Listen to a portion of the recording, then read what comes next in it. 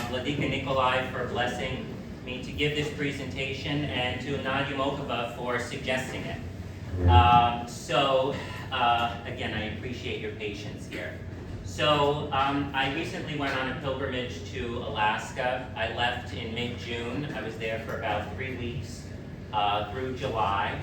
And on this pilgrimage, I experienced the glorification of a new Orthodox saint. I visited the Aleutian Islands, where Saint Innocenti was first the parish priest of that region. I also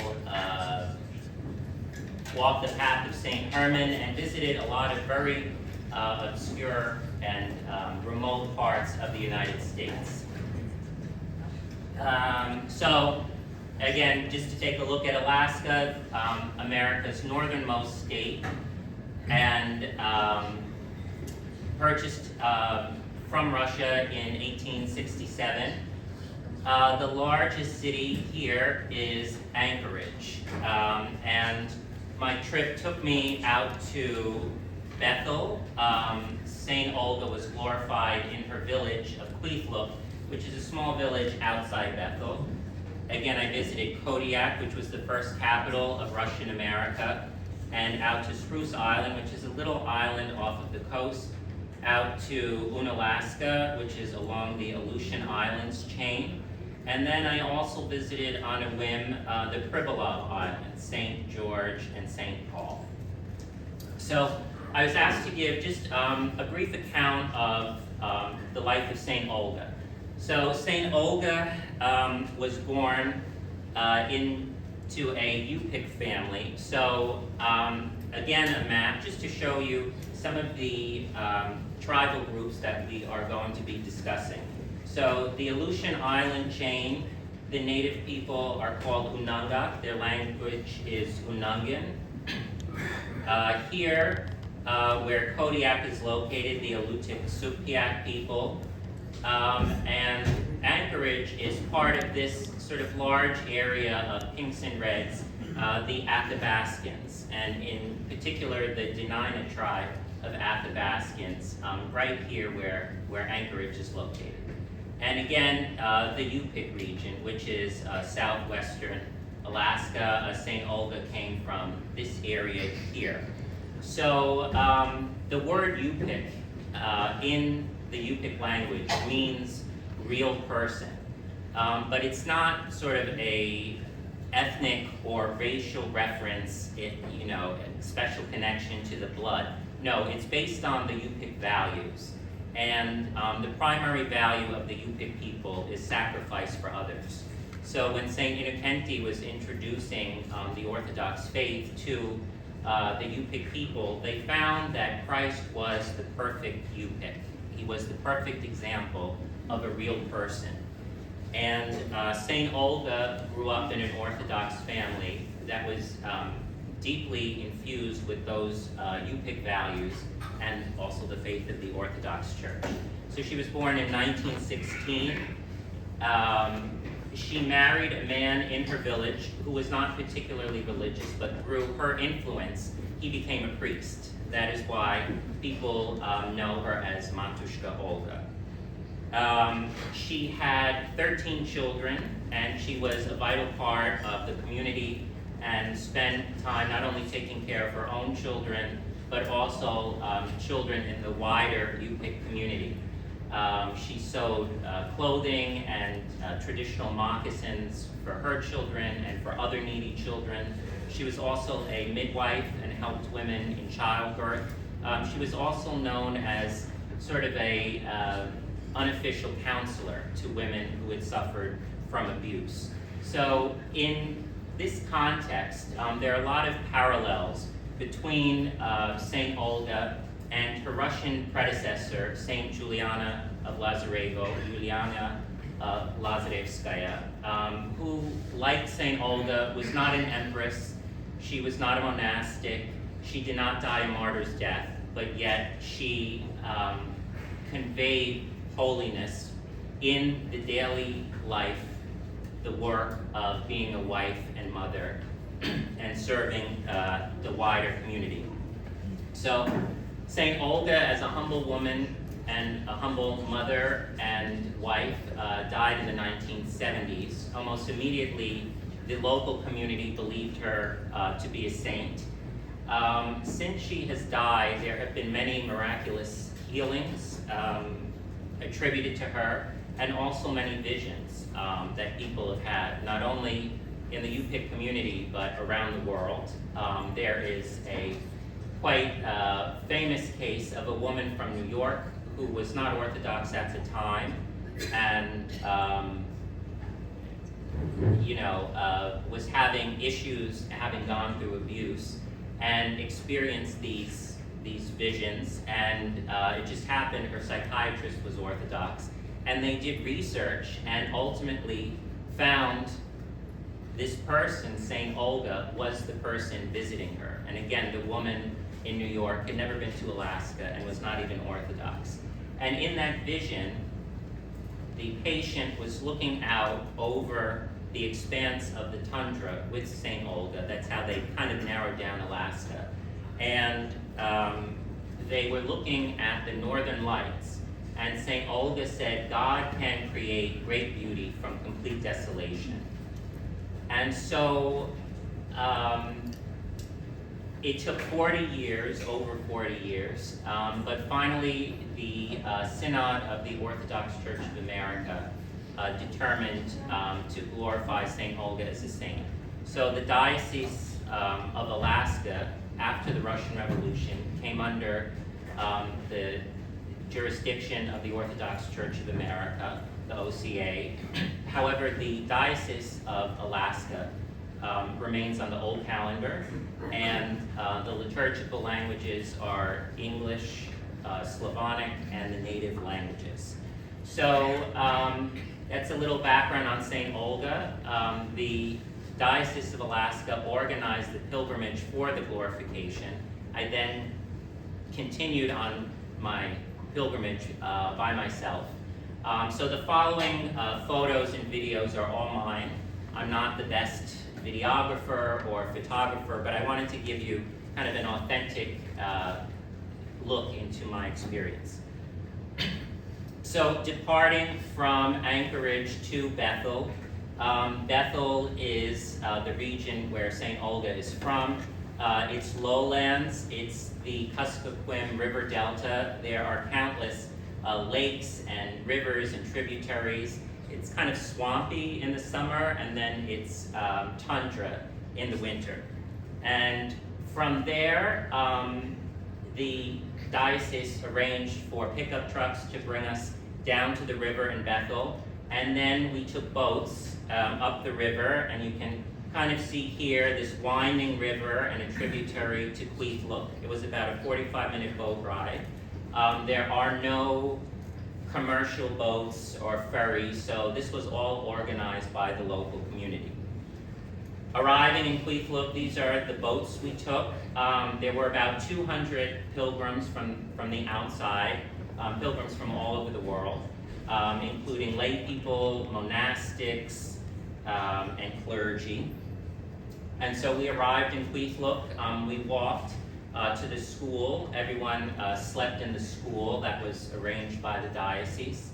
And the first thing everyone wanted to do, of course, is to look at the church. So this is the village church, St. Nicholas, in Queethlook, St. Olga's village. And the following day was the day of the vigil for the glorification.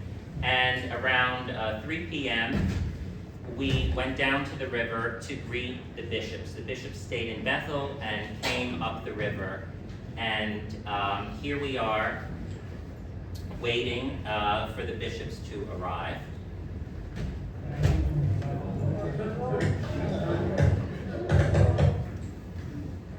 Now, that popping sound you heard are the children shooting their rifles as a gun salute for the arrival of the bishops. Not at the bishops, right? No, just up in the air. It was a little surprising, kids shooting off their rifles. And the arrival of the bishops, here you have the OCA Patriarch Tikhon. To his left is our Rocor Bishop, James of Sonora.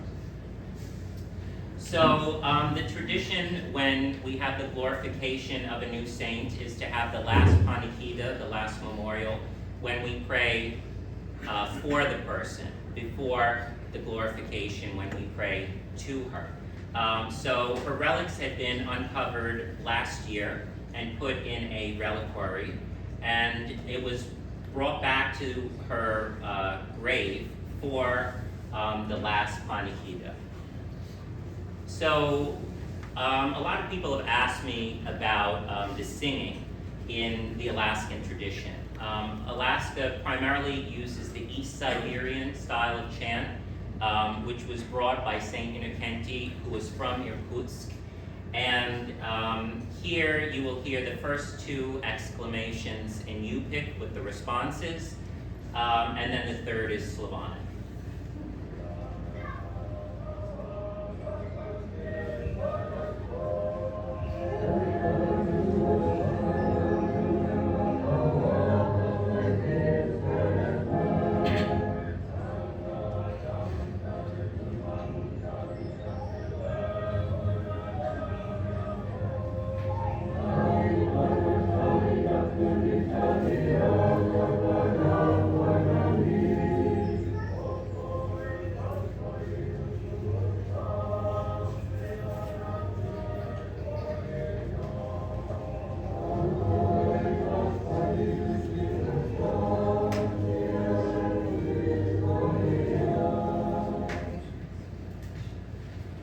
The reason I included this selfie with two of my roommates, we were sleeping in the gym, is to kind of show you how bright and hot it was that day. So it was over 90 degrees, and at this time of year in Alaska, the sun doesn't really set. So you had this really strong sun the whole day of the vigil and the whole night. So, I was really unprepared for that kind of heat.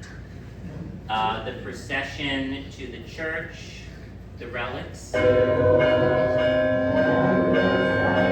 sun, very hot.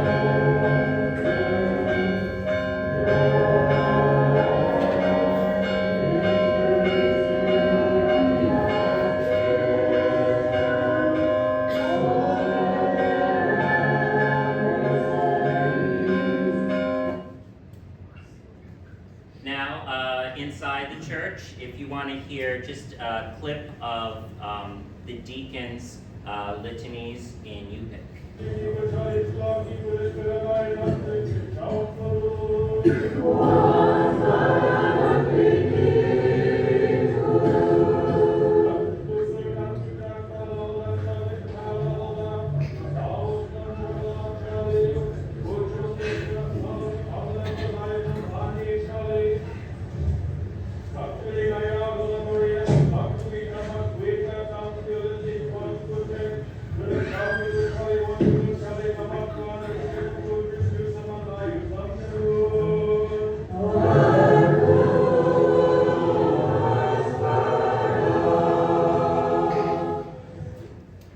So after the vigil, the first akafist was served for St. Olga, and they continued every hour on the hour throughout the night.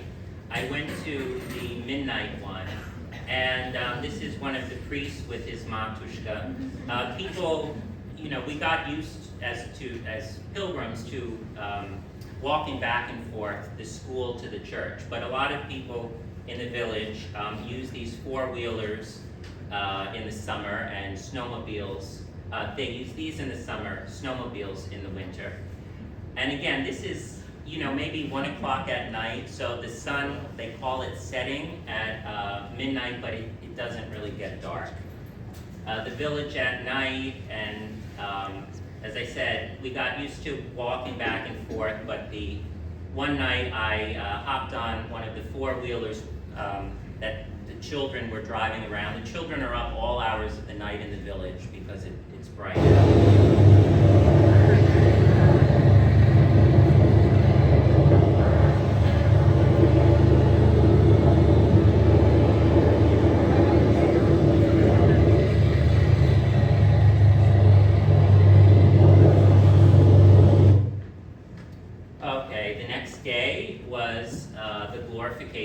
This is the reliquary of St. Olga, made of wood, as you can see in English, St. Olga, Matushka of all Alaska.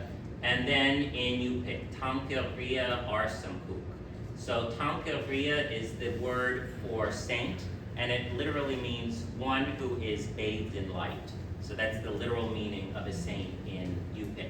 And then her name in Yupik is Arsamkuk, which means she who is humble. So this is definitely a case of nominative determinism, right, where she fully lived up to the meaning of her name. The reliquary was opened on this rare and august occasion for veneration by the pious faithful. A lot of grandmothers with little babies. The raising of the icon of St. Olga by Bishop Alexei of Alaska. You see in this icon, she's holding a model of the proposed church that they'd like to build in Kwethluk. They plan to build this new church and a pilgrim center, but they don't really have the money yet. That's why we were sleeping in the school. Here, if you want to hear a little clip of the choir singing in Yupik.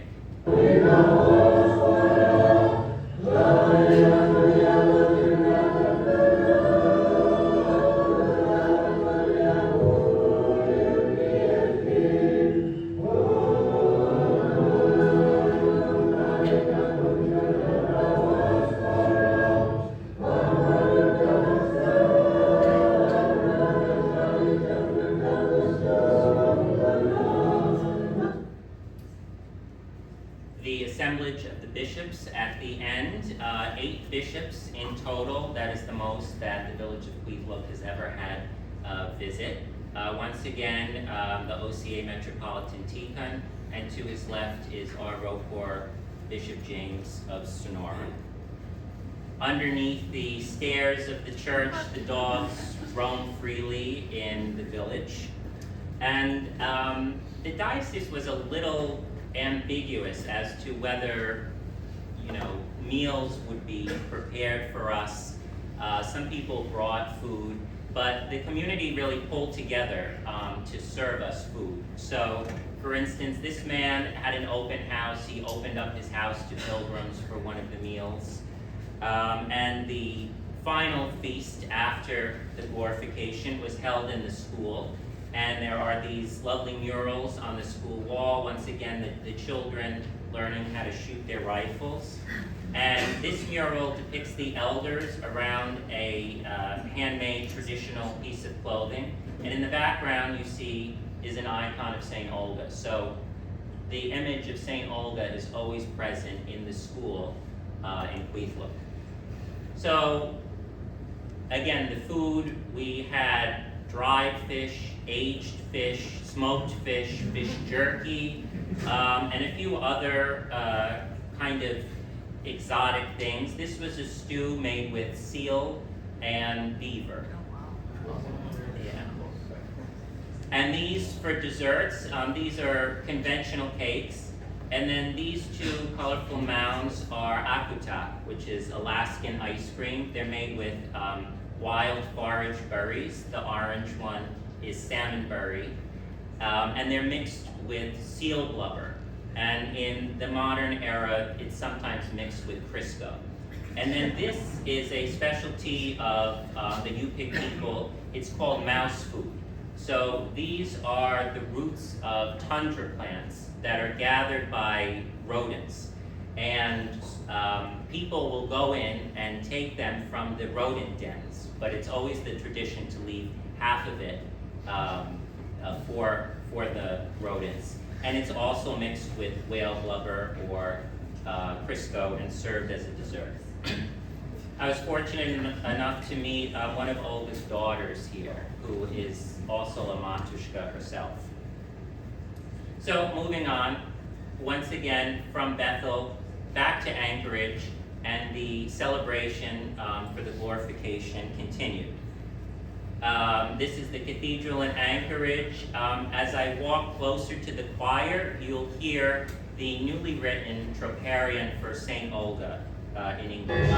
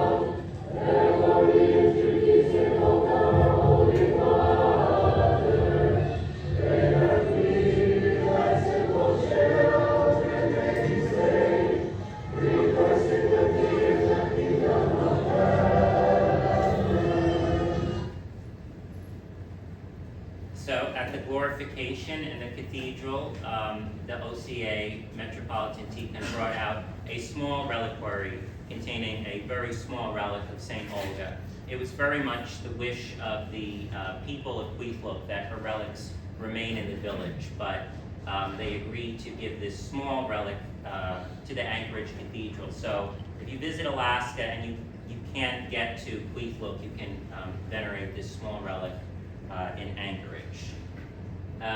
Once again, if you want to hear a little of the Yupik traditional chant in the cathedral.